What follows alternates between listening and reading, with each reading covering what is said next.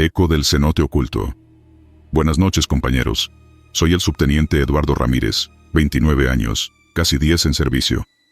Voy a contar esto tal como pasó, sin adornos, para que quede claro por qué no vuelvo a poner un pie cerca de un cuerpo de agua en la selva sin pedir permiso primero. Fue en Yucatán, en plena temporada de lluvias. Nos enviaron a reconocer un área donde había reportes de gente saqueando ruinas. Sonó a rutina. Entrar, verificar, reportar, salir. Ya ustedes saben cómo es. Pero lo que nos topamos no entraba en ningún manual.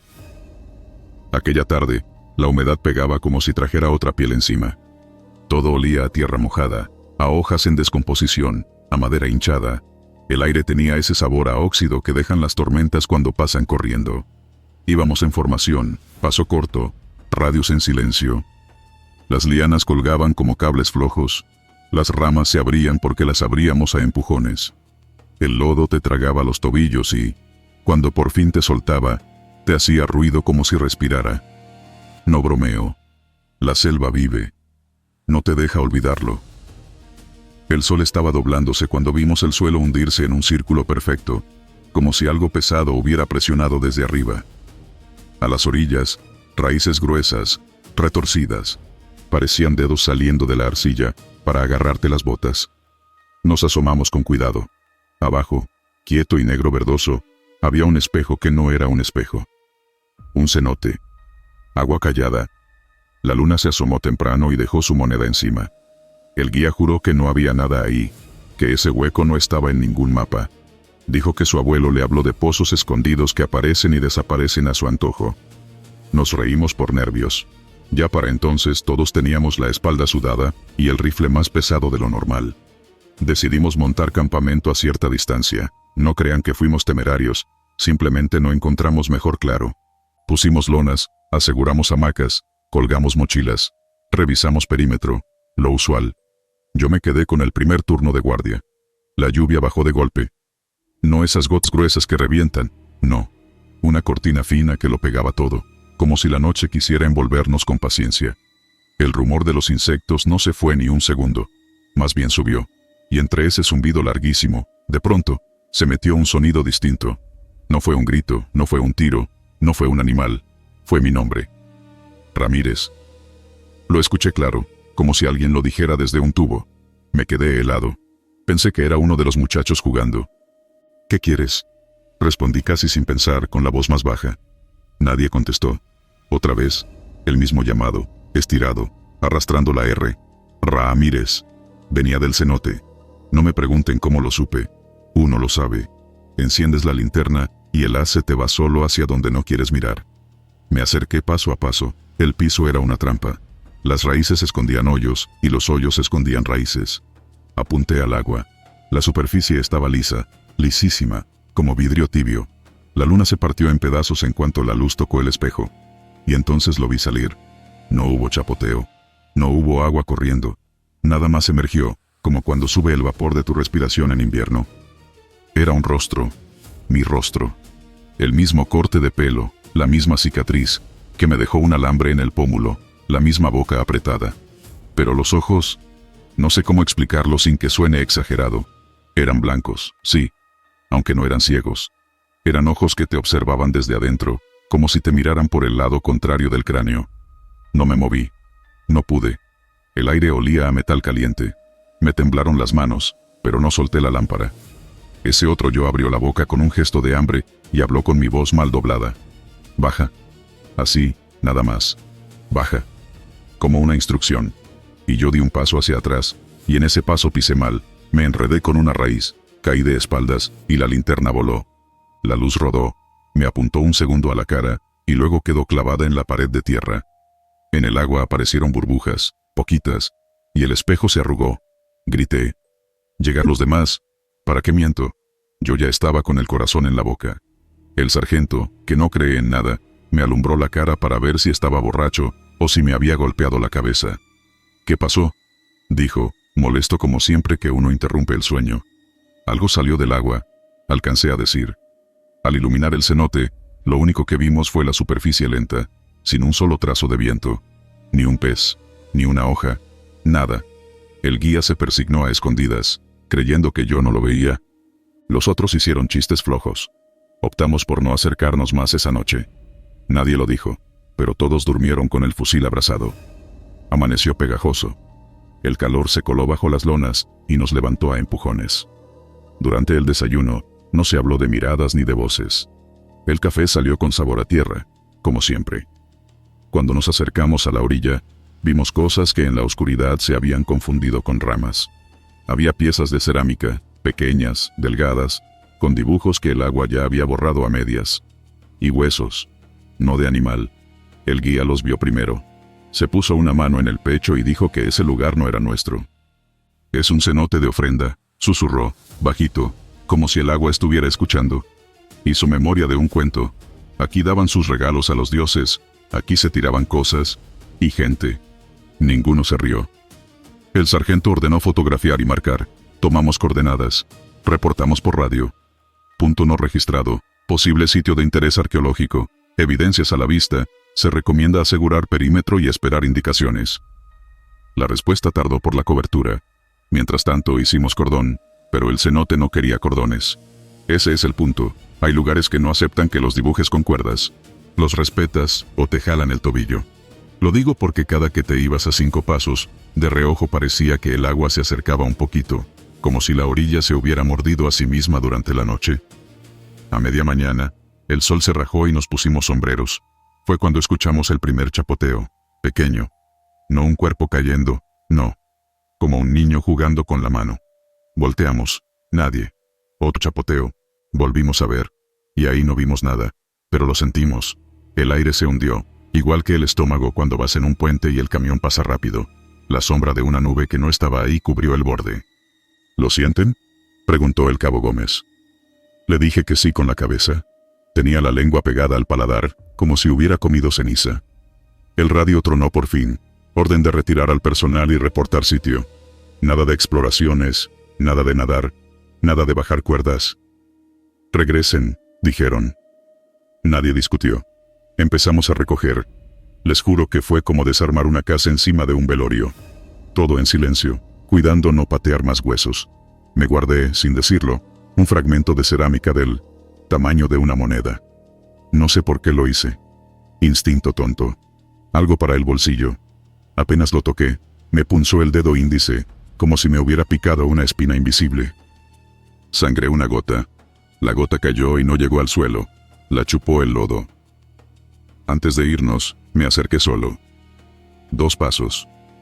Otra vez, ese espejo me devolvió una cara que no era exactamente la mía. Sí era la mía, pero cansada, drenada, como si la hubieran dejado bajo el sol durante años. Tuve un impulso, no sé de dónde. Le hablé. «Ya nos vamos», dije en voz baja. «No venimos a romperte nada». Y cuando dije nada, vi el círculo pegar un pequeño latido. No estoy loco. Fue un latido. Como el de un pecho, pero de agua. Retrocedí con calma, sin darle la espalda. No me quería llevar una última impresión grabada en el occipital. La caminata de vuelta fue cuesta arriba, aunque el terreno no marcaba pendientes. Todos estábamos más pesados. Se nos pegaban no solo las hojas, sino los pensamientos. A cada rato, el zumbido de los insectos bajaba y subía, como si alguien moviera el volumen con una perilla. Nadie hablaba. El sargento intentó un comentario, pero se le rompió a la mitad. El guía iba rezando a boca cerrada. Yo sentía el bolsillo caliente. Metí la mano y toqué el fragmento de cerámica. Estaba tibio, como si hubiera estado al sol. Lo apreté sin querer. Fue un error. Se escuchó, a la izquierda, entre los ramajes, el chapoteo. ¿Cómo? Si estábamos a cientos de metros del cenote. El mismo sonido de una mano jugando con el agua. Cerca, muy cerca. Nos detuvimos. Miramos. No había agua. Solo hojas brillantes, troncos, un tucán que salió volando con un movimiento seco. Pero el ruido siguió, ahora del lado derecho. Y de pronto lo entendí. No era que el agua se moviera. Era que el eco del cenote se había venido con nosotros. Como si la selva fuera un tubo largo que conectaba ese hueco con todo lo demás. El cabo Gómez dijo mi nombre. No lo dijo con su voz, lo dijo con la mía. Se dio cuenta y se llevó la mano a la boca, asustado. El sargento le soltó un «ya», para romper el momento, y avanzamos apresurados. La lluvia volvió con encono, gruesa, sin paciencia. Cada gota rebotaba en la gorra como granizo blando. El piso se convirtió en jabón. Nos fuimos de lado un par de veces. Yo me aferré al bolsillo por pura necedad. El fragmento ardía. Se los juro, ardía. Nos tomó 2 horas salir a un camino de terracería donde nos esperaba la camioneta. Cuando por fin nos montamos, me quedé viendo los árboles pasar, con esa velocidad engañosa que dan los parabrisas llenos de agua. El guía no quiso subirse adelante. Se quedó atrás, apretando un escapulario, mirando por la ventana. No volteen a ver las charcas, dijo sin mirarnos. Obedecí. Cada charco parecía un ojo, cada ojo, una boca cerrada. Sentí sed, pero no tomé agua hasta que llegamos al destacamento, y entonces cometí mi segundo error del día. Saqué el fragmento para verlo con calma. Era una pieza cualquiera, rota, con una línea en relieve. La pasé por agua para quitarle tierra. Apenas el chorro la tocó, escuché clarito, pegado al oído, como si me hablaran desde dentro de un vaso. Baja. Tiré la pieza. Cayó en el lavabo. El agua se volvió más fría de golpe. Cerré la llave. Mi reflejo en el metal del grifo estaba borroso, elongado. Paparruchas, pensé, pero con el estómago encogido. Agarré la pieza con un trapo y la envolví. Caminé hasta el patio, la puse en el suelo, saqué la bota y la apreté contra el concreto. Sonó como un diente que se parte. La molé. No fue una decisión inteligente ni respetuosa. Fue miedo. Esa noche soñé con un pasillo de piedra húmeda que bajaba en espiral. El aire era espeso. Oía gotas caer marcando un ritmo. Al fondo, un círculo de luz. Caminaba, pero el pasillo se ensanchaba y me caminaba a mí, no al revés. Cuando desperté, tenía los dedos arrugados, como cuando te quedas mucho rato en una alberca. Me dolió el dedo índice, donde me había punzado la cerámica. Tenía la piel blanquísima, como si se hubiera quedado remojada. Pedí permiso para ir a la iglesia del pueblo más cercano, no por religión, sino por costumbre. Uno busca casas ajenas cuando la propia se te hace pequeña. El padre me escuchó con paciencia, no hizo chistes de soldados asustados, solo dijo, hay sitios que no están vacíos. No habló de diablos, ni de espíritus, habló de memoria. Si alguien deja algo con intención, una lágrima, un nombre, un cuerpo, un pedido, el sitio guarda el eco. Dijo, no lo molestes, y no te lo lleves contigo. Yo asentí. ¿Y si ya me lo traje?, pregunté. Devuélvelo como puedas, contestó. Si no puedes, aprende a no mirarlo. Volvimos al área semanas después, con arqueólogos, y con otro trato. Nada de botas encima, nada de bromas. Nadie miró el agua más de un segundo. Dejaron ofrendas de flores, aunque eso no estaba en el protocolo. El guía pidió permiso en maya. Uno de los arqueólogos murmuró que ese cenote no aparecía en los registros, que no debería estar ahí. Me reí sin humor. Eso mismo pensamos nosotros, le dije. No hubo voces esa vez. No hubo chapoteos que no fueran nuestros. Pero el aire seguía con ese sabor metálico, como si el cielo hubiera ennegrecido por dentro. No pretendo convencerlos, solo quiero dejar sentado lo que aprendí. Hay lugares que trabajan de espejo, pero no te devuelven la cara. Te devuelven lo que traes escondido. Si vas con soberbia, te regresan soberbia. Si vas con hambre, te regresan hambre. Si vas con miedo, te regresan miedo con intereses. Yo me acerqué con curiosidad, y con la idea necia de que todo se controla con un mapa y una cuerda. Me devolvieron una orden en mi propia voz. Desde entonces, cuando paso cerca de agua quieta, evito mirar de frente. No por cobarde, por respeto. Si alguna vez en la selva se topan con un círculo donde el aire baja de temperatura y el mundo parece guardar la respiración, no se asomen buscando su reflejo. Les puede contestar alguien que se les parece demasiado. Y si lo oyen decir su nombre, no discutan, no jueguen a valientes, no se pongan a probar su temple. Den la vuelta, den las gracias y retrocedan sin apurarse. Uno no siempre está invitado. Yo sigo escuchando, a veces, cuando todo está en silencio y el ventilador marca compases, una palabra cortita que sube desde abajo.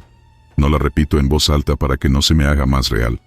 Me basta con saber que el agua, en ciertos huecos, tiene memoria. Y que no le gusta estar sola. Si la miras fijo, te mira de vuelta. Y si le das tu nombre, te lo aprende. Por eso lo digo así, simple, y me callo. Si encuentran un cenote escondido, no lo despierten. Hay cosas que es mejor dejar dormidas, aunque llamen por tu apellido como si te conocieran de toda la vida. Porque, quién sabe, tal vez sí te conocen, y lo que quieren no es que bajes, es que te quedes. Columna que respiraba. Buenas noches a todos. Soy el sargento primero Manuel Castillo, 34 años, operativo en zonas selváticas desde que tengo memoria. Lo que voy a contar ocurrió en la Sierra de Chiapas, muy cerca de la franja, donde el mapa empieza a romperse en ríos y lomas. Aquella semana el aire estaba espeso, con un bochorno que pegaba como manta mojada. La lluvia caía a ratos, no para refrescar, sino para dejarlo todo más pesado. Olía a resina, a hojas remojadas, a tierra recién abierta por las hormigas. Y a veces, lo juro, olía a piedra caliente, como si alguien hubiese puesto una plancha en medio del monte. Nos mandaron a revisar reportes de hombres armados cruzando brechas viejas. Lo típico. Movimiento nocturno, fogatas apagadas a medias, cartuchos tirados donde nadie va a pasear. Éramos 8. Caminábamos a paso largo, cuidando no hacer ruido con las ramas secas. El monte engaña. Te puede guardar como una madre, o te puede delatar como el peor chismoso. Esa tarde cruzamos 2 arroyos. El agua nos subió a las rodillas, y el barro se nos metió en las botas. El radio, envuelto en bolsa, soltaba un chasquido cada que la señal se iba, y regresaba con mal humor. Yo iba atento a las hondonadas. Por ahí es donde te salen las sorpresas. Después de una subida corta, llegamos a un claro. Era un mordisco en la selva, un hueco donde no debería haber hueco. Ahí, casi al centro, estaba la cosa. Al principio pensé que era un mojón de piedra, de esos que marcan territorio, pero no. Era una columna, tal cual. De la altura de 1,5 hombros, más o menos, con la superficie cubierta de musgo, raíces enredadas, y unas marcas que no supe leer. No eran glifos que yo hubiera visto en otros operativos. No parecían mallas ni zoques. Eran líneas más toscas, hechas con mala leche, como talladas a golpes. Le di la vuelta despacio, con el cañón bajo y la lámpara a un lado. Un zancudo se me plantó en el cuello, y tuve que aguantar la tentación de darle un manotazo. Toqué la piedra con la punta de los dedos. Sentí calor. No templado, calor de verdad, como si hubiera estado al sol, y allá no pegaba nada de sol. Miré a mi cabo y movió la cabeza. Él también la había sentido rara. No te pegues, me dijo, y se acercó otro, Ramírez, el más joven. Se siente, no sé, como piel tibia, soltó. Y sí, esa fue la sensación, como tocar la espalda de alguien que acaba de correr. Montamos perímetro, nada de acampar al lado. Comimos en seco, revisamos equipo, y dejamos 2 de guardia rotando. En mi turno, ya de noche, noté lo primero que no me gustó. Los sonidos del monte se corrieron hacia atrás, como si la columna tuviera alrededor una burbuja donde los bichos no querían pasar. No había grillos cerca, no había ranitas, ni el roce de las lagartijas. Silencio firme, pero no el silencito bonito de cuando se duermen las cosas, sino el silencio que te agarra de los hombros para que no hables. Ya casi amanecía cuando el suelo empezó a vibrar. Nada brutal, nada que tumbara a alguien. Un temblorcito constante, como el de un tren lejano. Abrí la lámpara y apunté a la columna. Lo que vi me quedó grabado. La piedra tenía un brillo bajo la piel de musgo. No era reflejo. Salía de adentro, como si estuviera prendiendo un foco rojo por dentro de la roca. Tragué saliva, llamé a baja voz a los demás. Despertaron refunfuñando y se acercaron arrastrando las suelas para no hacer ruido. Los trazos tallados se movían. Antes eran rayas broncas. Ahora eran líneas que buscaban juntarse, separarse, volver a juntarse. Fuimos acercándonos a paso de topo, con la lámpara de lado para no encandilarnos. Vi una forma que parecía una boca, luego ojos. No eran caras completas, eran gestos, como si alguien hubiera prendido y apagado una película sobre la piedra. Un murmullo salió del centro. No era viento, no era agua, era voz, pero sin palabras claras, como cuando en un sueño escuchas a alguien hablar desde otra habitación. El tono subía y bajaba, y el pecho se me apretó. A uno de mis hombres se le escapó. ¿Qué chingados es eso? Le marqué alto con la mano. Nadie disparó. Pero Ramírez, el joven, se echó para atrás tropezando, y jaló el gatillo por puro susto. La ráfaga le pegó directo a la piedra. Las chispas se abrieron con flores pequeñas. Las balas rebotaron con un sonido seco, feo. La columna no se astilló. Al contrario, el brillo rojo aumentó, como si la hubieran despertado del todo. Y entonces, vimos las manos. No eran manos reales. Eran la piedra tratando de ser manos. Salían medio cuerpo afuera, queriendo agarrar, y regresaban adentro como respiración al revés. 1, 2, 3. Perdí la cuenta porque cada vez que abría y cerraba las manos, la luz cambiaba de intensidad, y el murmullo nos atravesaba el estómago. Corrimos. No me da vergüenza decirlo. Corrimos como si la selva nos estuviera empujando por la espalda. Saltamos raíces como de serpiente, espinas que se engancharon en las sombreras, y una rama me cortó la ceja, la sangre me escurrió tibia a la boca. Atrás, la luz subía y bajaba, y viajaba por el suelo como si buscara dónde poner el pie. A 100 metros el radio se volvió loco. Puro ruido, puras chispas en el oído. Intenté hablar con el mando. Puro raspón metálico. ¡Sigan! ¡Sigan!, grité, y nadie discutió. A la media hora aflojamos el paso. El monte olía a savia recién rota. Hicimos alto junto a un tronco caído. Nadie quería sentarse. Nadie quería quedarse quieto. Ramírez temblaba como si tuviera fiebre. Le quité el cargador para que no metiera otro tiro por susto. ¿Qué fue eso, mi sargento?, preguntó el cabo, y me miró como si yo supiera. No supe. No dije, es una ilusión. No dije, es un truco. Me quedé callado con ese zumbido bajo todavía colgado en la nuca. El amanecer trajo esa claridad lechosa que no ayuda mucho a ver. Decidí regresar con más gente. Nadie protestó. Armamos la ruta con cintas discretas, para no perdernos. En el camino, volví a oler piedra caliente. Me fijé a ver si el suelo echaba vapor. Nada. El bosque, normalito, con su humedad pegajosa, y sus lianas jugando a ahorcar árboles. Me di cuenta de algo. Los pájaros no cantaban en una franja, como si un círculo invisible les cayera mal. Ese hueco llevaba al claro. Cuando por fin asomamos, la columna ya no estaba. Su lugar era un hoyo no muy profundo, con la tierra rota y húmeda, como cama recién deshecha. A un lado, una línea de hormigas cargaba trocitos de musgo, pedacitos de nada. Me acerqué al borde y sentí una bocanada de aire tibio, que subía desde abajo. Olor a piedra mojada con hierro. Me acosté boca abajo para mirar mejor. No vi túnel. No vi cueva. Solo tierra apretada, como si algo se hubiera deslizado hacia abajo, hacia un hueco que no quería enseñarse. El mando llegó 2 horas después con otro equipo. Hicimos registro, fotos, coordenadas, frases medidas que no dicen nada, estructura de origen desconocido, posible vestigio. Me hicieron repetir la secuencia hasta que las palabras me supieron a metal. ¿Movimiento de hombres armados?, preguntaron. Nada, dije, y era cierto.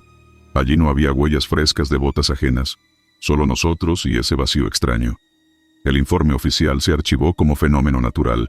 Lo leí después, y se notaba el cariño con que trataron de volverlo aburrido.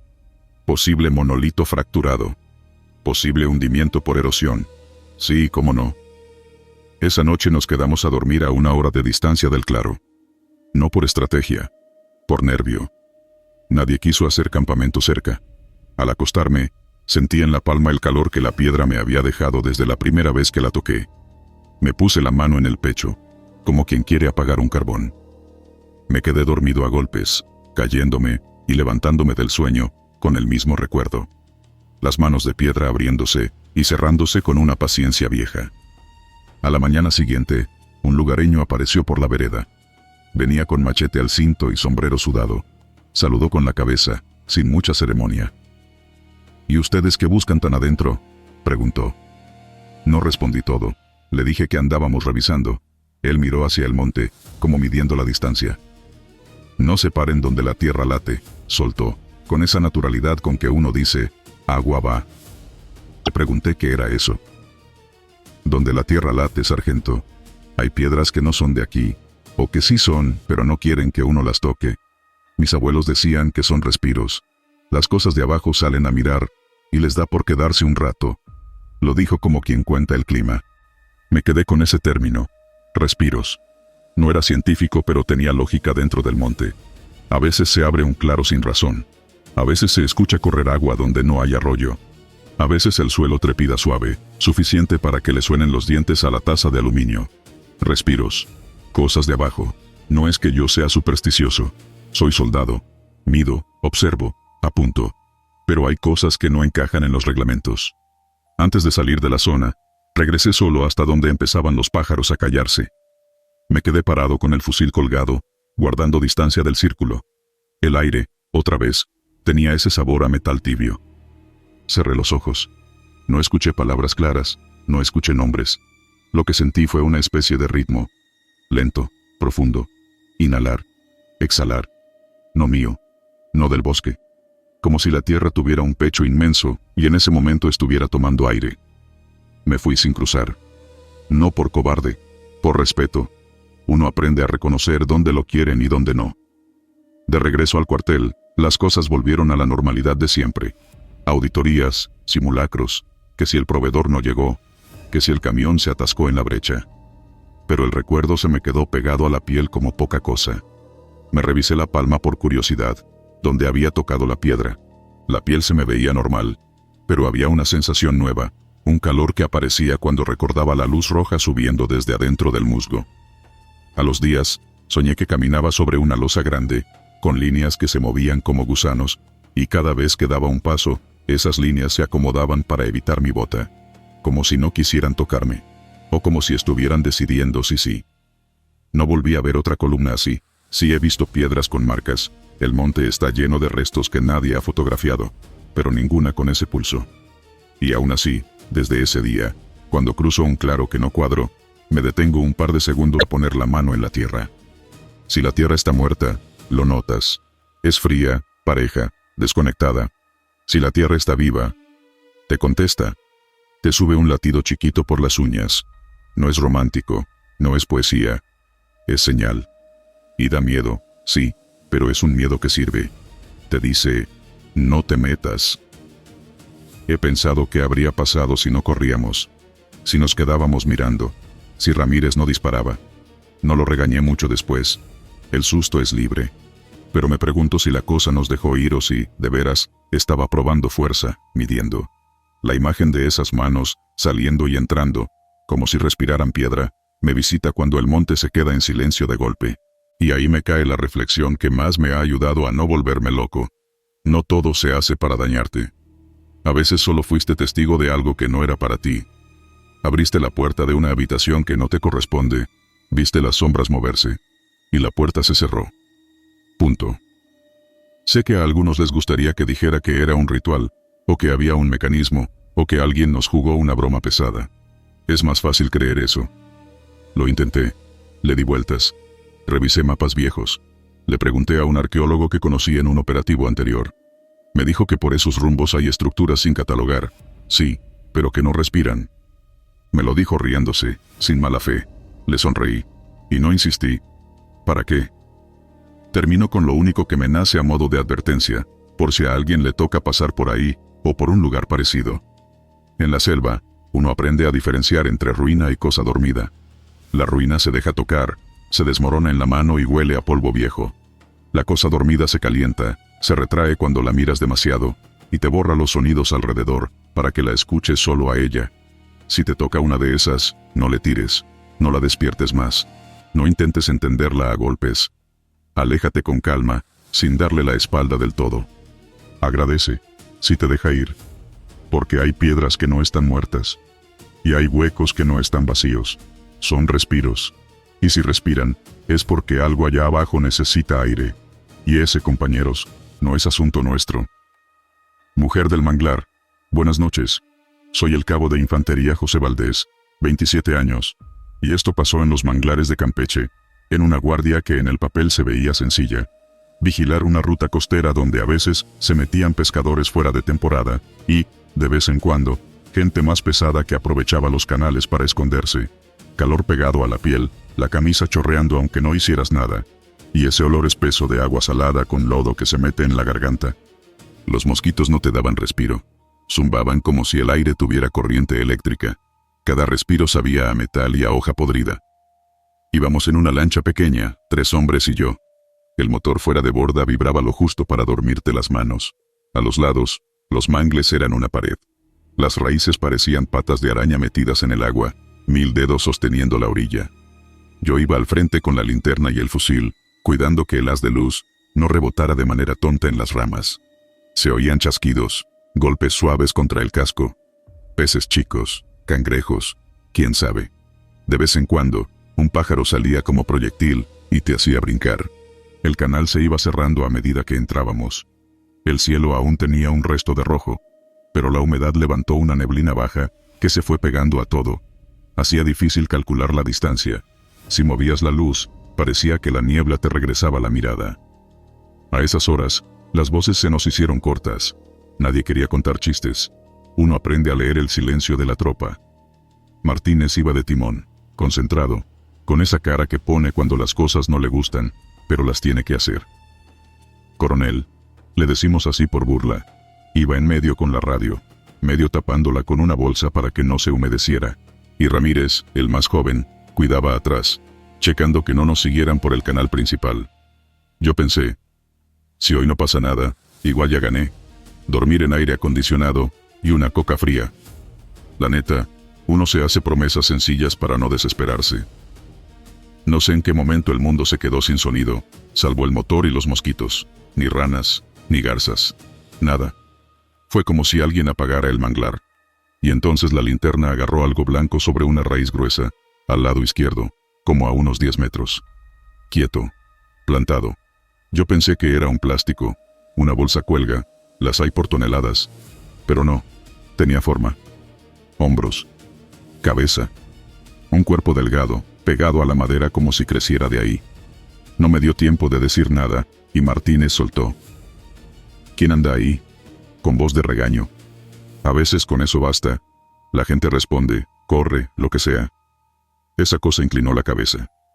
Chiquito, apenas. Y eso nos puso helados. Nos acercamos con cuidado, el motor casi al mínimo. La niebla se colgaba de la luz, y la luz se negaba a entrar al matorral, como si rebotara. Yo apunté la linterna al rostro, y me tembló un poco la mano. Lo digo sin pena. Lo que vi parecía cara, pero no tenía ojos, más bien cavidades lisas, como piel estirada sobre un hueco. La boca estaba cerrada. Tenía el pelo chorreando, pegado al cuello, negro, largo. La piel pálida, pero no de muerta reciente, sino de alguien que lleva mucho tiempo sin ver el sol. Un vestido claro pegado al cuerpo por la humedad, moviéndose con un vaivén que no seguía el agua. Sentí el estómago apachurrarse. No era la idea de, uy, qué miedo. Era otra cosa. Era como cuando ves un accidente y no puedes voltear a otro lado. Identifíquese, dije, y me sonó la voz distinta, ronca. La figura abrió la boca, lento, como si no la usara desde hacía años, y salió un lamento que te cortaba por dentro. No era grito, tampoco llanto. Era un sonido grave, largo, que parecía venir de abajo del agua. Se me enchinó la piel hasta en la nuca, y justo ahí, el motor tosió 2 veces y se murió. Sin esfuerzo, como si alguien le hubiera quitado el aire. La lancha se quedó quieta, y la niebla se nos cerró alrededor, bajita, espesa. El agua, que venía tranquila, empezó a arrugarse alrededor del casco. Primeras ondas pequeñas, luego empujones. Sentí un tirón desde abajo. Alguien, algo, agarró la panza de la lancha y la jaló. ¡Qué fregados!, gritó Ramírez, y se escuchó su voz rebotando en los troncos. Yo disparé al aire. No sé si para avisar o para convencerme de que podía hacer algo. El fogonazo comió la niebla un segundo. Cuando la luz se aclaró, la figura ya no estaba sobre la raíz. No estaba en ningún lado. Golpeamos el motor. Coronel intentó la radio, pero el zumbido se volvió un chirrido como de metal raspando. Martínez buscaba con la cuerda de arranque, y cada jalón era un insulto a la paciencia. Otro tirón. La lancha se fue de costado. Se me clavaron los dedos en el borde. «¡Fuera, fuera!», dijo alguien, y a mí me pareció que tenía razón. No estar arriba de algo que se hunde. Pero el agua negra de un manglar no es lago bonito. No ves el fondo, y el fondo te ve a ti. Me asomé. La lámpara hizo apenas un cono. Debajo se dibujó una mancha. Primero pensé que era tronco, luego, que era 1000 ramas enredadas. Luego ya no pensé. Sentí el frío subiéndome por los tobillos sin tocarme. Una cuerda invisible. O eso es lo que recuerdo. Suena raro, lo sé. A mí me lo contaran así, y levantaría una ceja. Pero estoy diciendo lo que me pasó. La sangre se me fue a los talones.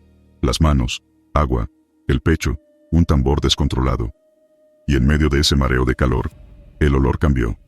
Dejó de oler a lodo podrido, y comenzó a oler a perfume viejo. De esos dulces que usan las señoras mayores para ir a misa. Algo con flores, pero pasado, rancio. No tenía sentido allí. Martínez logró que el motor encendiera un segundo, rugió como borracho, nos dio un empujón adelante y se murió otra vez. Ese metro que avanzamos bastó para que la corriente, o lo que fuera, soltara un poco el casco. Le dimos con el remo, con el hombro, con la terquedad. Otra vez, grité. Martínez jaló la cuerda con toda su rabia. Encendió. Esta vez se mantuvo, cascabeleando. Nos movimos. Lento al principio, luego normal. Yo apunté la luz atrás, como si eso sirviera para cerrar una puerta. La niebla empezó a abrirse, y el ruido de la selva volvió de golpe. Ranas, grillos, chasquidos. El mundo recuperó su sonido. No hablamos hasta que llegamos al canal principal. Nadie quiso ser el primero en quedar como exagerado. En el destacamento, el aire acondicionado se sintió como una bendición y como una burla. Ese olor a perfume me seguía. Yo no dije nada. Dormí mal. Me desperté con la sensación de tener los pies húmedos, como si hubiera metido las botas al agua. Soñé con raíces, con dedos, con la boca de esa cosa abriéndose como si probara cómo se hacía. A la mañana siguiente volvimos con refuerzos. Otro equipo en otra lancha, más armamento, cero ganas de jugarle al valiente. Llegamos al mismo sitio. Todo parecía normal, agua turbia, ramas, cangrejos violinistas corriendo, como si nos vieran a cámara lenta. Yo traté de ubicar la raíz grande donde estaba parada. Encontré una parecida. ¿Era la misma? No sé. Bajamos un poco la velocidad. Coronel sacó fotos. Ramírez, que quería convencerse, dijo que el motor seguro había chupado basura, y por eso se ahogó. Puede ser. Claro que puede ser. Uno siempre busca la explicación que te deje vivir. Lo que no entraba en esa explicación eran dos cosas. La radio, que no quiso agarrar señal en un radio de 500 metros solo en ese tramo, y las marcas en el casco cuando sacamos la lancha. Raspones largos, paralelos, como de uñas. Podían ser ramas. Decidimos que eran ramas. Así se puede respirar. Ya en el puerto pequeño donde cargamos gasolina, un pescador viejo nos vio limpiar el casco. Me preguntó si habíamos entrado donde cantan las mujeres. Lo dijo como si fuera un chiste local. Le pregunté qué mujeres. Se encogió de hombros. Las que están ahí desde siempre. Se enojan si uno no pide permiso. No llevaba prisa. Se rascó el cuello. Tenía los dedos manchados de tabaco y sal. A veces salen a ver quién anda. Si te llaman por tu nombre y les haces caso, te quedas. Si no les haces caso, se enojan y te jalan. Lo justo es dejarles una ofrenda. Un cintillo, un listón, algo con olor bonito. No fallan con los olores. Me dio una sonrisa sin dientes y se fue. A ver, yo no soy de creer fácilmente. Pero no me gustó nada que dijera lo del nombre. Nadie en ese puerto sabe mi nombre. No pintado en la frente. No soy famoso. Y sin embargo, la noche anterior, al final, cuando el motor por fin agarró, juraría que escuché que alguien me hablaba bajito, muy cerca del oído, y me decía, José, así, suave, como si llevaran toda la vida conociéndome. No lo puse en el informe. Puse que vimos a una persona sospechosa que se escondió en la maleza, que el motor falló por basura, que el entorno dificultó la comunicación. Puse que era recomendable evitar patrullajes nocturnos en esa ruta, sin dos lanchas y sin apoyo cercano. Nadie me cuestionó. A nadie le gusta meterse al detalle cuando hay que llenar más papeles. Los días siguientes, cada vez que me acercaba al manglar, sentía la nuca mojada. No por sudor. Era otra cosa. Me daba por voltear sin motivo y ver entre los troncos algo claro, como tela, que se movía distinto al viento. Pasaba caminando por el muelle y me llegaba, en ráfagas, el mismo olor antiguo de flores dulces. Me puse nervioso. Hice algo que ahora me da risa, pero en ese momento lo hice en serio. Compré un frasco barato de perfume en una tiendita del centro, y cuando nadie me veía, lo abrí en el borde del canal y lo dejé ir al agua. Me sentí ridículo. Luego, menos ridículo. La cabeza necesita rituales. Una tarde, ya casi a la hora de salir, se armó una lluvia fuerte. Quisimos esperar, pero había que ir a revisar un embarcadero improvisado que alguien montó en un brazo del canal. Fuimos los mismos. Repetir equipo ayuda a no hablar de más. Pasamos por el punto. El agua venía con espuma. La lluvia plana, pareja, sin viento, como cortina. Yo llevaba el hood del impermeable y los lentes empañados. Detuve la linterna un segundo. Entre dos raíces vi, otra vez, la forma clara. No la cara. No los ojos que no eran ojos. Solo la curva del hombro y el cabello que parecía escurrir agua. Me quedé frío. No dije nada. La figura no se movió. Yo tampoco. Martínez aceleró un poco más de lo necesario. Y la lluvia siguió sonando como si cayera sobre lámina. Esa noche, antes de dormir, escuché que alguien me hablaba en voz bajita. No grito. No lamento. Era como si alguien te hablara desde la cama de al lado, con confianza. Me dijo que no me metiera a donde no me llamaban. Y luego, muy claro, mi nombre. Me levanté, buscando a Ramírez. Roncaba. Coronel también. Me quedé en la oscuridad del pasillo, con la mitad del cuerpo todavía en el sueño, y la otra mitad, en esa sensación de que algo te está husmeando. Cerré los ojos, y la vi parada en esa raíz. No es que la haya imaginado, la vi. Y abrí los ojos para no verla más. No voy a tratar de convencer a nadie. La gente cree lo que puede creer. Yo, desde esa noche, entendí que el manglar es otra cosa. No es selva solamente, no es mar solamente, es frontera. Y en las fronteras hay reglas que no están en los manuales. Hay lugares donde no conviene decir tu nombre en voz alta. Hay olores que no son para nosotros. Hay voces que no están buscando conversación. Si tienen que patrullar ahí, háganlo con respeto, sin estar retando, sin a mí nadie me asusta. No vayan solos, no se queden más del tiempo necesario. Y si de repente el mundo se queda sin sonido, y todo huele a perfume de abuela, no se queden quietos pensando que es el cansancio. Muevan la lancha. Busquen el canal ancho. No miren de frente a lo que no tiene ojos.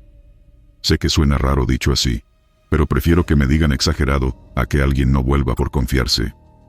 Yo sigo escuchando, de vez en cuando, mi nombre entre las ramas. A veces es el viento, me digo. A veces no tanto. Igual y esa mujer no era un fantasma como los de las historias, ni un truco de alguien escondido. Tal vez era una advertencia. Como cuando el mar te jala 2 pasos y te suelta para que entiendas. Te da chance. Si no entiendes, la próxima ya no te suelta. Por eso lo cuento. Para que, si les toca, sepan que no todo allá afuera son hombres con malas intenciones.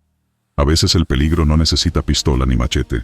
A veces solo te mira desde un tronco, abre la boca, y te llama por tu nombre. Y uno decide si contesta o se va. Yo me fui. Y no me da vergüenza decir que todavía estoy aprendiendo a no voltear cuando me hablan bajito. Porque en esos canales, cuando alguien te llama de noche, casi nunca es para ayudarte. Hombres de barro. Me llamo Sargento Segundo Rafael Méndez, 32 años, más de una década moviéndome entre monte, lodo y calor pegajoso. Esto pasó en Tabasco, cerca de Usumacinta. Íbamos saliendo de un patrullaje de 3 días. Estábamos cansados, embarrados hasta el alma y con ese humor agrio que deja la humedad cuando te pudre la paciencia. Elegimos un claro a un lado de un brazo de río, terreno arcilloso, árboles gordos de raíces hinchadas, barro hasta media pantorrilla. Cada paso hacía ese ruido de succión que parece que te mastican las botas. Levantamos hamacas con mosquitero, plásticos negros, fogón chico para café y lo básico. Montamos seguridad en triángulos, radios en canal interno, contraseñas al cambio de turno. Nada elegante, puro campo. La primera noche fue puro coro de ranas. Miles. Un croar que te arrulla y te irrita al mismo tiempo. Moscos a lo loco. El olor del monte era mezcla de hojas podridas, agua quieta y un toque dulce tirando a fermentado. Clavé la hamaca, engrasé el fusil, me acomodé el pasamontañas en el cuello y traté de dormir con las botas aflojadas. Nada fuera de lo normal. Solo esa sensación de que el suelo está vivo, como si latiera despacio. La segunda noche cambió el ánimo. A media guardia, escuchamos golpes huecos, espaciados, como si un tronco pegara en otro tronco, o como si alguien estuviera golpeando un tambor metido en la tierra. 3 golpes. Silencio. Otros 2.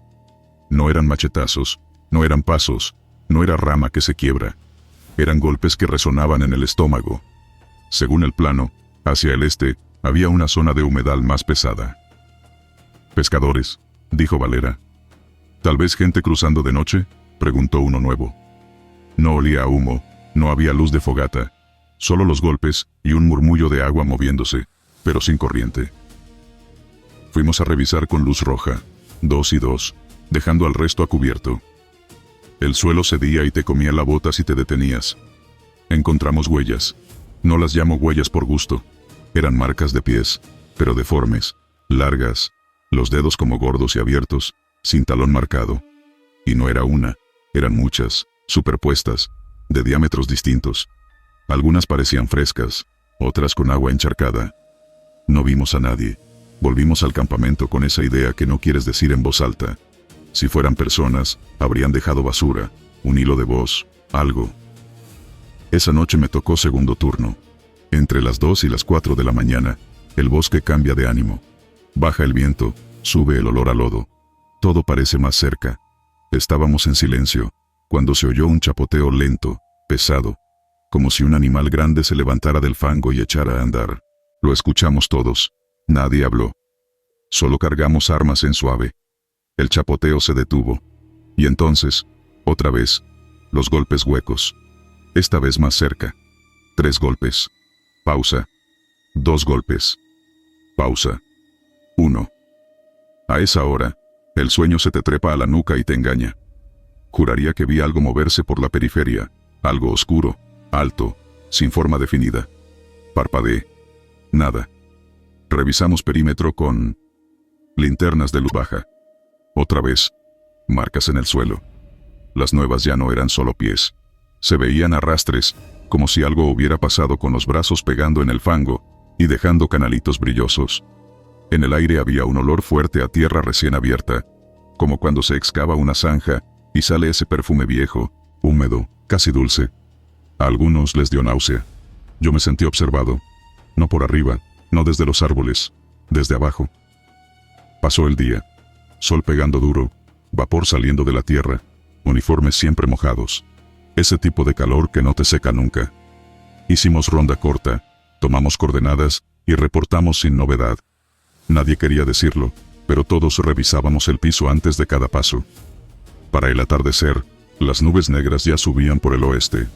Llueve distinto allá, no cae, se deja venir como si te volcaran una cubeta encima. Encendimos el fogón antes de la tormenta y tragamos café con sabor a humo y a filtro mal enjuagado. Un lujo. La tercera noche se descompuso todo.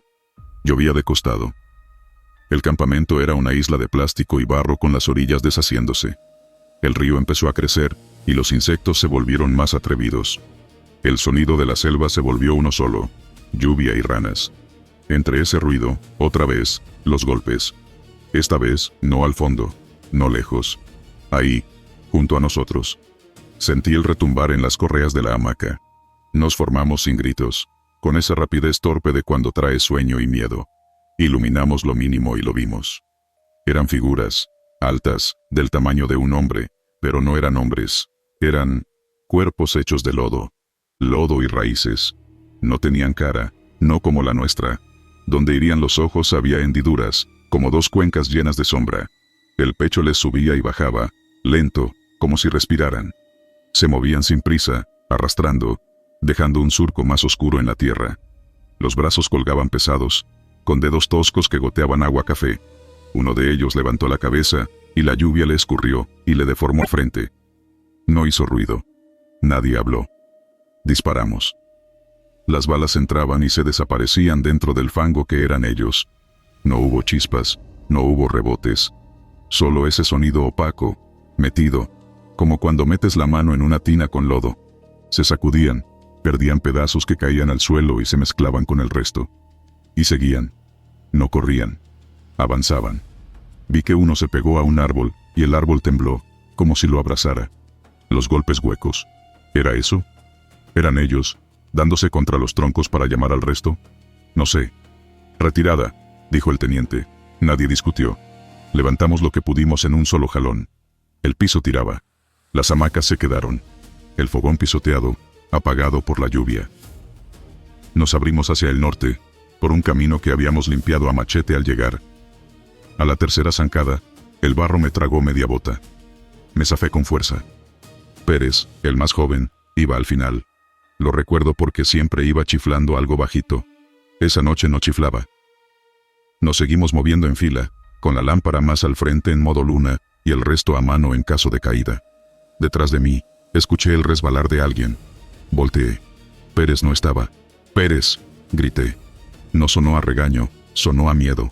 Regresé 2, 3 pasos con Valera. Lo vimos. 2 brazos café, gruesos, lo tenían del tobillo y de la pantorrilla. Salían del suelo. No de un cuerpo. Del suelo. Pérez pataleaba, clavando uñas en el lodo. Le tiramos los dos. Disparamos a quemarropa al brazo, y el brazo se deshizo como pan mojado, pero otro se formó más allá, como si el mismo suelo se juntara de nuevo.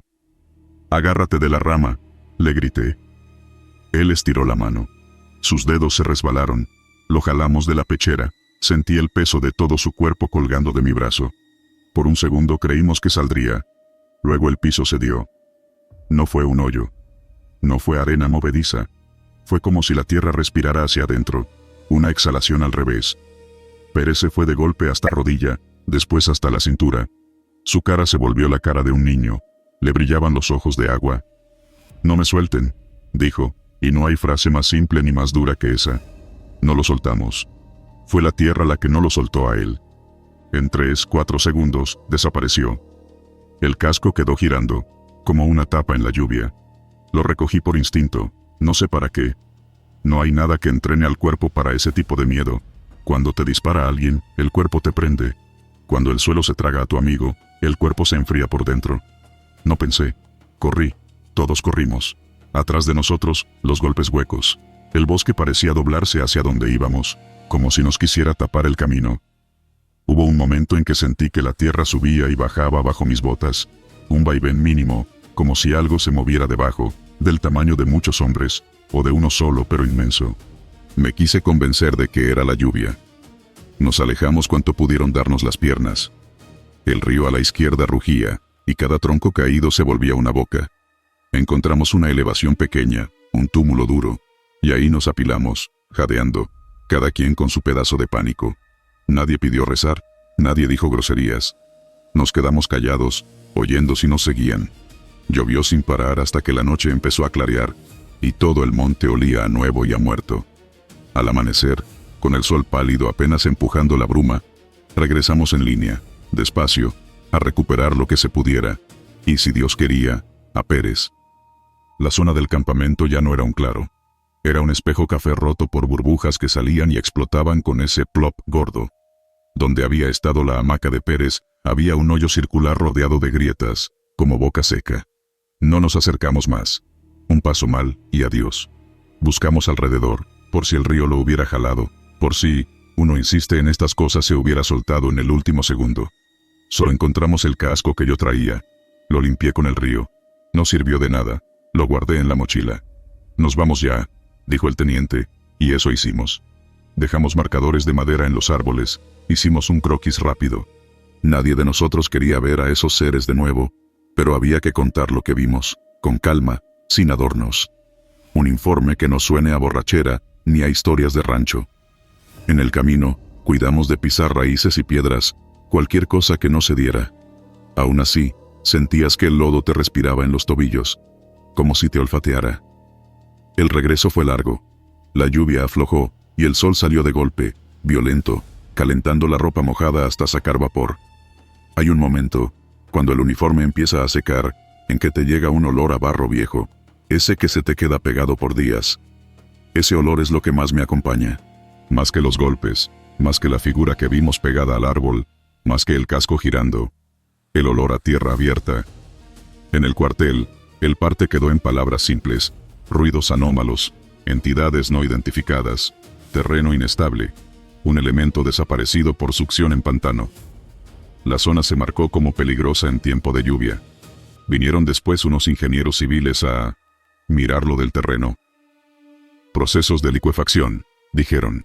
Cavidades de gas, turba, dijeron. Yo asentí. Me quedé con lo que podía caber en mi cabeza sin romperla. A fin de cuentas, uno aprende a aceptar medias explicaciones para seguir trabajando.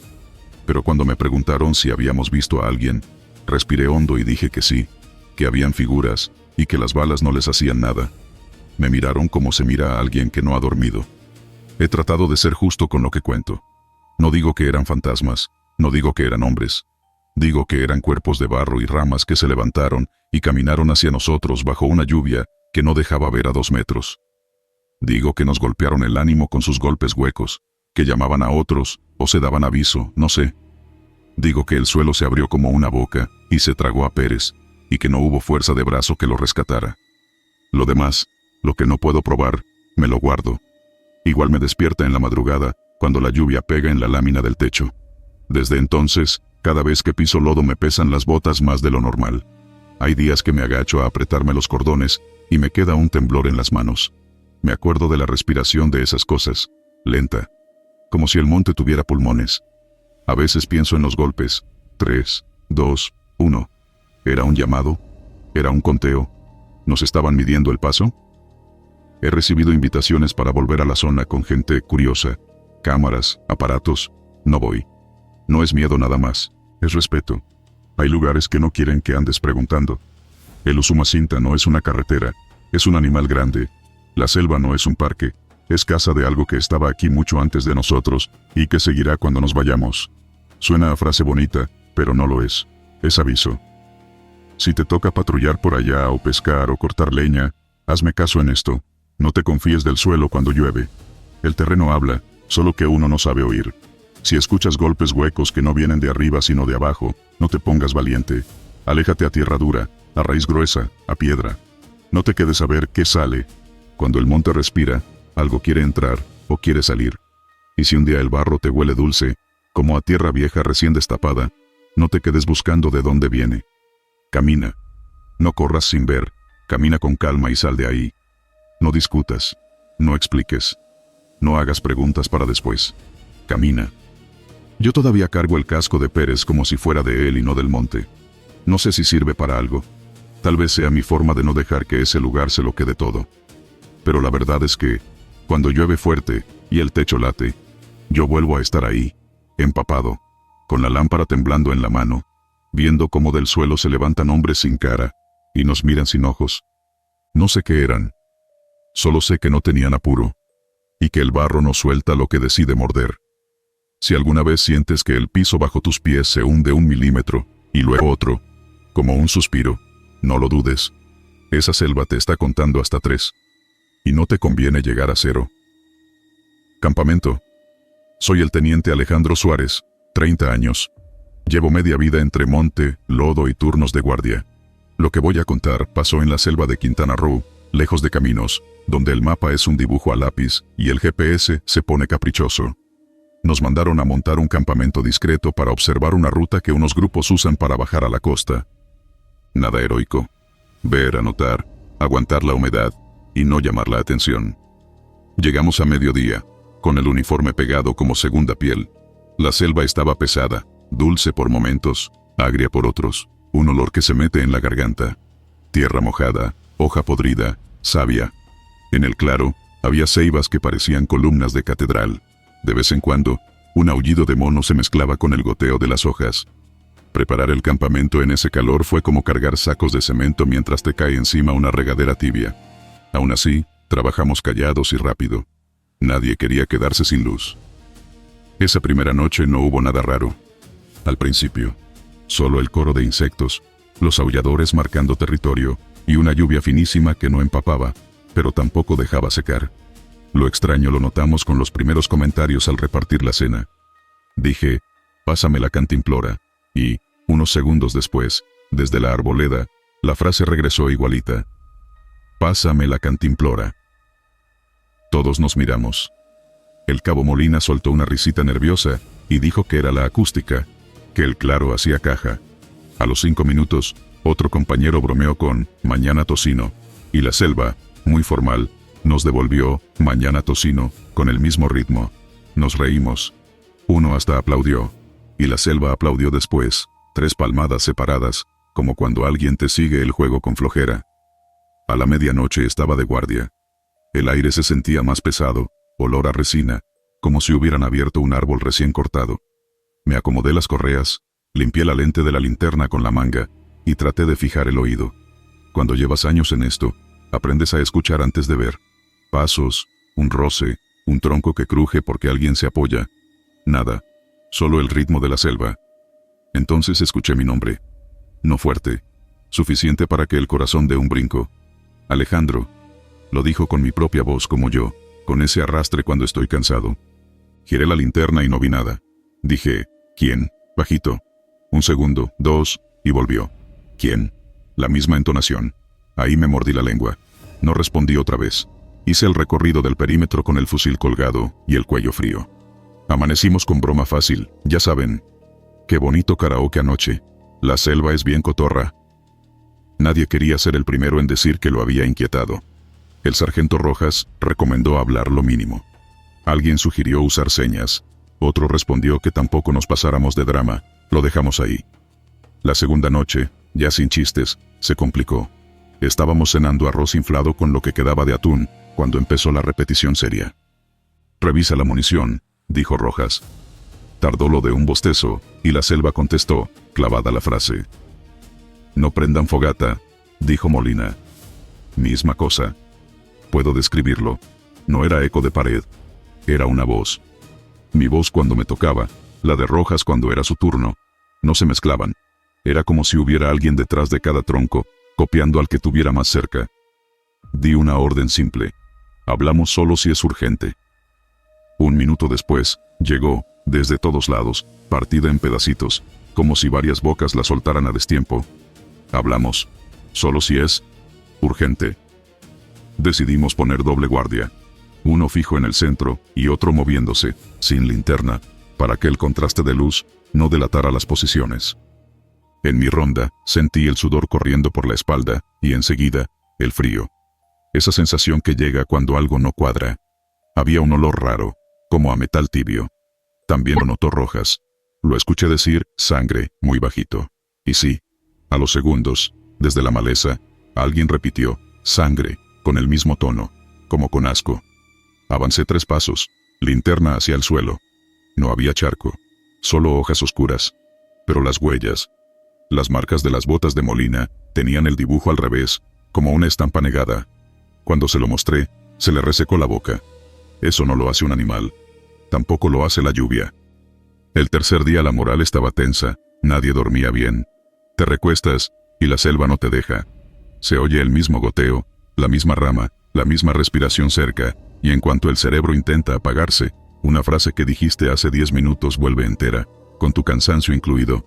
Decidí hacer una prueba tonta, pero útil. Anoté en mi libreta una oración que no tuviera sentido para nadie. El jaguar usa reloj. La dije en voz baja, sin ver a nadie.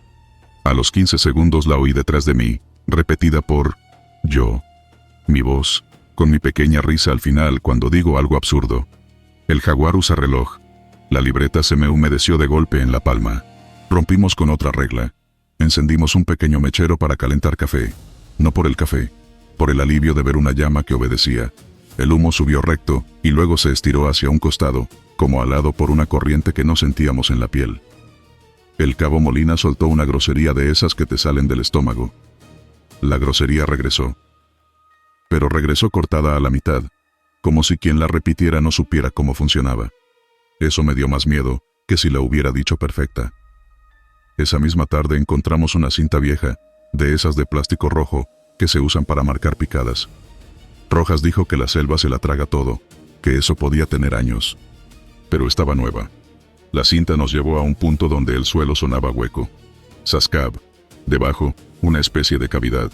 No llevábamos equipo para abrir nada. De todos modos, no íbamos a pasar más tiempo ahí del necesario. La tercera noche fue la del desorden. No quiero adornar, nos rebasó. Empezó con lo que creímos eran pasos alrededor del campamento. No pasos humanos. Algo copiando los tiempos sin peso. 3, pausa, 2, pausa, 4. Chasqueé la lengua. Señal de silencio. En cuanto lo hice, escuché ese mismo chasquido repetido, pero esta vez más lejos. Y luego más lejos todavía, como si alguien lo llevara por el borde del claro. Se encendieron 2 linternas. Ordené apagarlas. Lo dije una vez. La selva lo dijo 5. Apaguen las linternas. Apaguen las linternas. Cada repetición más ansiosa que la anterior. Nadie supo a cuál obedecer. Un recluta tropezó con la cuerda de una tienda. El golpe sonó seco. A los segundos, desde el frente, vino otro golpe idéntico, pero donde no había tienda. Luego otro atrás. Era como si la selva estuviera reproduciendo nuestros ruidos como balas de ping-pong. Alguien disparó al aire. No debió. La detonación reventó el silencio, y de inmediato, tronaron 2 detonaciones más, con eco distinto, como grabadas. Mi garganta reaccionó sola. Alto el fuego. Y entonces entendí lo que de verdad nos estaba haciendo daño. Mi orden rebotó en la maleza y regresó multiplicada, cruzándose en direcciones distintas, con la urgencia aumentada, con mi propia voz chocando contra mi voz. ¡Alto el fuego! ¡Alto el fuego! ¡Alto el...! Se me encogió el estómago. Los que estaban más lejos obedecieron a la que oyeron más cerca, y lo que oyeron más cerca venía de donde no había nadie. Nos agrupamos como pudimos, espalda con espalda, y empecé a hablar solo por señas. Mano arriba, alto. 2 dedos, atentos. Palma al pecho. Conmigo. Aún así, se oyeron nuestras voces. No habíamos abierto la boca. Las voces recitaban lo que habíamos dicho durante el día. Revise el perímetro. A las 02 relevamos. Copias perfectas, no caricaturas, perfectas. Mi radio, apagado, soltó estática. Luego el clic de cuando aprietas el PTT, y una voz. Estoy atrás de ti. No fue mía. No fue de ninguno. La respiración de Rojas se aceleró tanto, que pensé que se desmayaba. Tenía los ojos abiertos como plato. No quiso ni voltear. El remate vino a punto de amanecer, cuando todo debería calmarse. Subió una neblina bajita, como si el suelo sudara. El canto de los pájaros arrancó de golpe, pero mal, como si lo pusieran desde un altavoz descompuesto. Notas corridas, intervalos que no existen. Si conoces el monte, sabes cómo cantan. Esto estaba chueco. La selva, por primera vez, olía a cuarto cerrado. A moho. Si decías hola, te regresaban hola. Si no decías nada, te regresaban lo que habías dicho antes, pero fuera de tiempo, clavado donde más estorbaba. Nos había agarrado el truco. En ese punto tomé la decisión. Nos íbamos en cuanto hubiera luz suficiente para caminar sin quebrarse un tobillo. Retirar campamento en silencio no es fácil cuando todo lo que suena se repite. El metal contra metal se duplicaba. El cierre de una mochila se abría y, a los metros, otro cierre sin mochila se abría solo. Un cantimplorazo que alguien dio, sin querer, golpeó una raíz. A los segundos se oyó otro cantimplorazo al aire. El claro parecía un salón donde un bromista reproduce los ruidos de todos. Cuando por fin arrancamos, cada quien con su carga, la selva nos siguió un tramo. Eso sentí. Caminábamos, y detrás, algo caminaba también, con nuestros mismos tropiezos, con nuestras mismas maldiciones entre dientes, pero un poco tarde, como una sombra que no aprendió a ir al ritmo. A la altura del arroyo, nos detuvimos para cruzar por piedras. Fue cuando la oí de nuevo. Mi voz, clarita, cansada, diciendo mi nombre. No, teniente. No, Suárez. Alejandro. Tenía un pequeño detalle que solo yo notaría. Cuando me hablan así y vengo sin dormir, respondo con un qué, que suena medio ronco, como si arrastrara grava. Estuve a un segundo de contestar. No lo hice, lo tragué. Crucé sin voltear. A medio camino hacia el punto de extracción nos topamos con un viejo campamento abandonado, casi invisible entre la enredadera. Anillos de lata, un pedazo de hamaca deshilachada, una cuchara clavada en una raíz, oxidada al punto de doblarse con la mirada. La cinta roja volvía a estar ahí, enredada en un arbusto. Alguien, hacía años o ayer, había intentado dejarse un hilo de regreso. Nadie habló. Nadie quiso probar si la cuchara también hacía eco. Al llegar a terreno más abierto, el ruido se normalizó. La selva siguió siendo selva. Pájaros, bichos, hojas. Los sonidos volvieron a su sitio. El aire olía a sol, no a cuarto. Nos fuimos en silencio hasta el último kilómetro.